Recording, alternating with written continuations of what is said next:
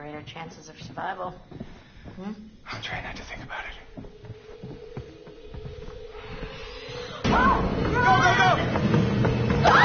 Run! Oh, shit!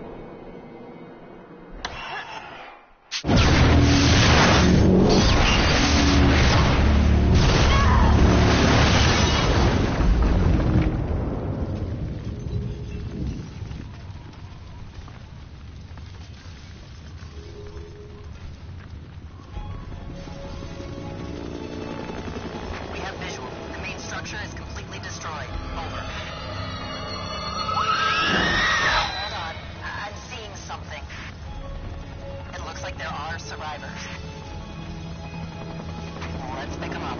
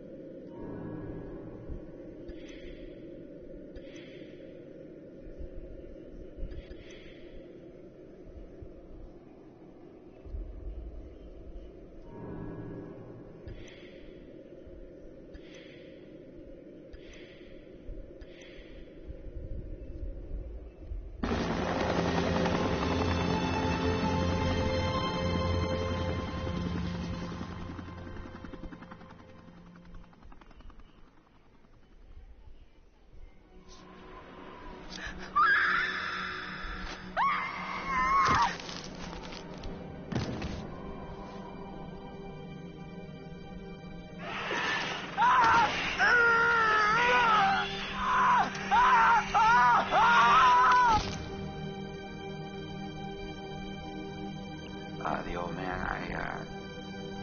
I don't know how to describe him. I mean... You said you thought he was stalking you at first. Did anyone else in your group think that? Well, yeah. Is it possible they could have killed him? What? No. No, you don't understand. Don't you understand? If he attacked you. He saved my life. And I watched him die. I heard Jessica. I don't know how or why she was down there, but I know I heard her. He held it right up to my face. Right here, right in front of my nose, and he could have shot me. He almost shot me, the prick. I mean, you go out with a guy for however long, and you think you know him, but man, this one really takes the cake. I was right there, and I could have done something. I tried to do something. It wasn't good enough. How did you end up in the mines? I was carried and taken and... What did you see? I don't know. I don't know. He was out of his fucking mind. He wanted to hurt us. Okay? And I thought he was the one who attacked Jess. I thought we were close. After his sister's disappearance, he'd come and talk to me. He said I was the only one who understood him. I thought we had a connection. If you need someone to talk to... I'm fine. Sometimes, after a traumatic experience... I said I'm fine. Why did you hit Josh? He was acting like a maniac, and I had to stop him. I thought you said he was tied up. Yeah, but... Okay, alright. Okay. I know it looks bad. But you don't understand. He was trying to fuck with our heads. I stabbed him, and I tried to get away, but I didn't know. I swear I didn't know. Didn't know? Who did you stab? Oh, I stabbed the maniac. I didn't know it was Josh, but then he was the psycho, and how was I supposed to know Josh had all this sauce and the gun, and oh my god. You bringing in Meat Brain next? Gonna kick him around a bit for me? I'm sorry? Meat Brain, Mr. Muscle Brawn, Matt the Incredible Sulk. Is there something we need to know? Oh, no, nothing important, except, you know, how he basically left me to die up on a freaking tumbling tower like a world-class douche nozzle? Your friend Ashley, she told us she tried to help you. She said she heard you calling out. Not me. Mike. What do you remember? He came for me. He did. Came for you? Where is he? Did he make it? You need to listen to me. I don't care if if you believe me or not doesn't matter because you will. You need to go down to the mines. What's in the mines, Sam? I've seen what's down there, and I'd give anything to unsee it.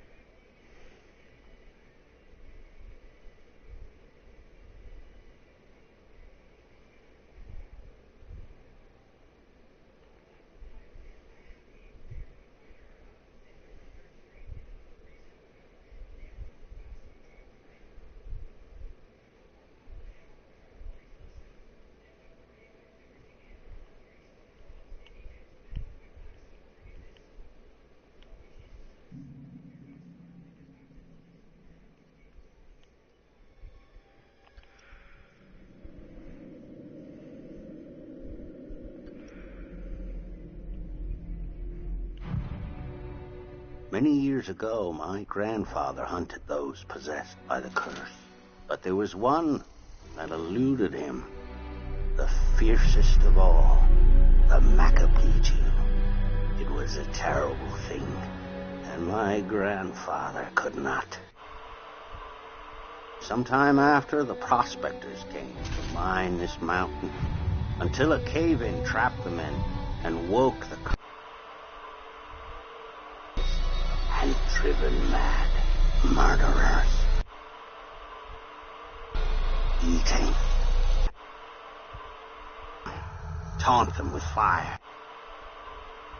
Years after many more, I grasped beyond my reach, until one night, a year ago, I was finally able to get him in. We were not alone in the woods that night. While I was tracking the Macapichu, it was tracking something else. The Macapichu forced your friends over the mountain. There was nothing I could do. I couldn't save your friends, but I could avenge them.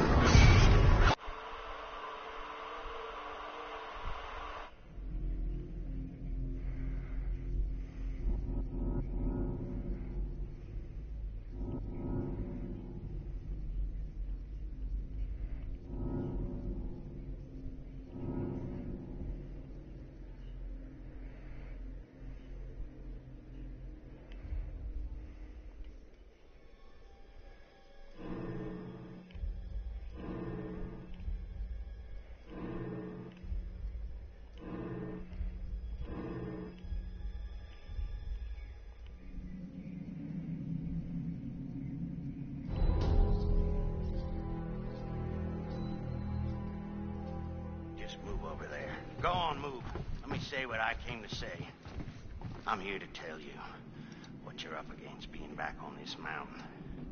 You should never have returned. I don't know why you did after what happened last year. You mean with Hannah and Beth? Yeah, how could you know without being involved? I don't take kindly to you kids coming up here to my mountain. Your mountain. The mountain don't belong to me, it's true. But it don't belong to the Washingtons. This mountain belongs to the Wendigo. Hi, this is Lee Robinson, production designer at Supermassive Games. Understanding the ancient myths of the Wendigo was key for their development that helped the visual look. Through sketches and concepts, these elements were visualized, such as eyes being milky, almost dead, with loss of lips and eyelids due to frostbite, fangs growing and arms and legs getting longer, with skin hardening and thickening to look snarling and menacing, yet withered and lean. The hell was that? Another fucking piece of... Fingers and toenails extending like claws, allowing them to climb effortlessly. We made them look gaunt and weathered, and having ragged remains of clothes they wore, blood-stained and rotten, with patches of hair still remaining. They retained strong skeletal limbs, which enable them to be agile and quick through the environment. Where are you? My name is Jamie Gallipo, animation director at Supermassive.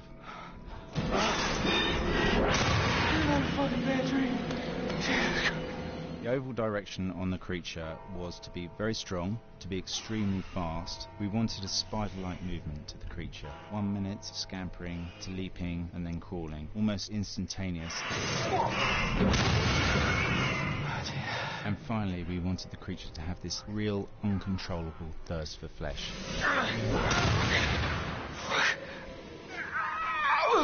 From a sound design perspective, the Wendigo is a real challenge. For the main vocalisations of the Wendigo, we used our own vocalisations, various different animals from the exotic to the farmyard, various plugins and processes to gel these sounds together and keep a human resonance behind that voice, telling the backstory of the Wendigo.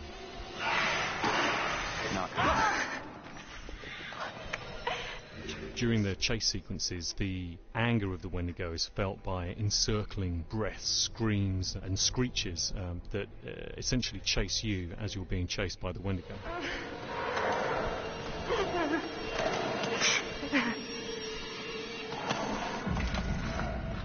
We would layer them up in a multitude of layers, sometimes 15, 20 sounds playing at the same time, to build up the vocalizations for this fearsome creature which is always in attack mode, hyperactive and chasing you throughout the game.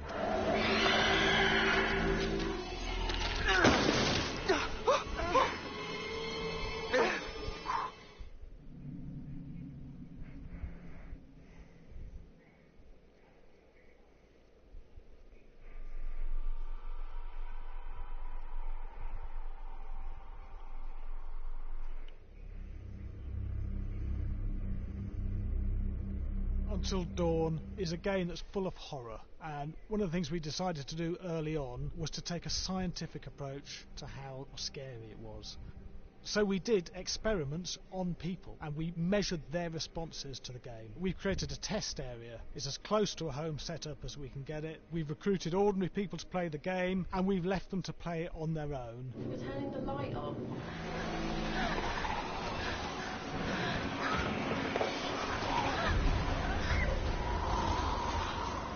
The only difference is it's rigged with cameras and microphones that relay the data through to the next room where people are watching them play.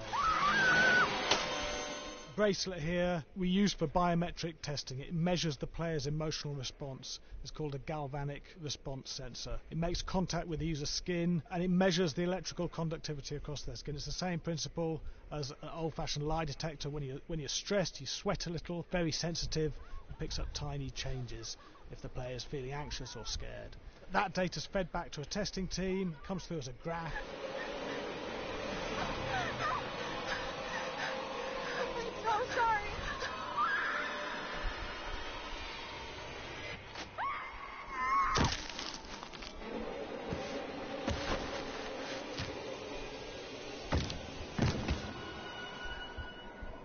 There's no point testing one or two people, you have to test a lot of people. Watch your step. When we have a scare that's consistently has a measurable emotional response, then we knew it was good. If it didn't have that, it goes back to the team for improvement. The data doesn't tell us what's wrong with the scare, it only tells us if it's working or not. Wait, okay, so you hear them too, right? Josh. Here we have a chapter relatively early in the game. Weirdly regular. Nothing regular about it. We have to create tension and anxiety in the player so they are ready to receive the scare.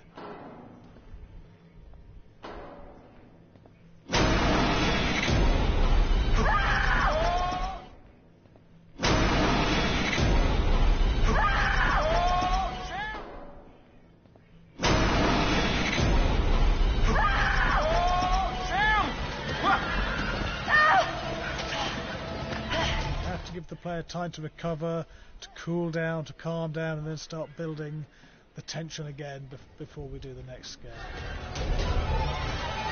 Hey. What? Hey. What the hell? Ooh, you just got mumps.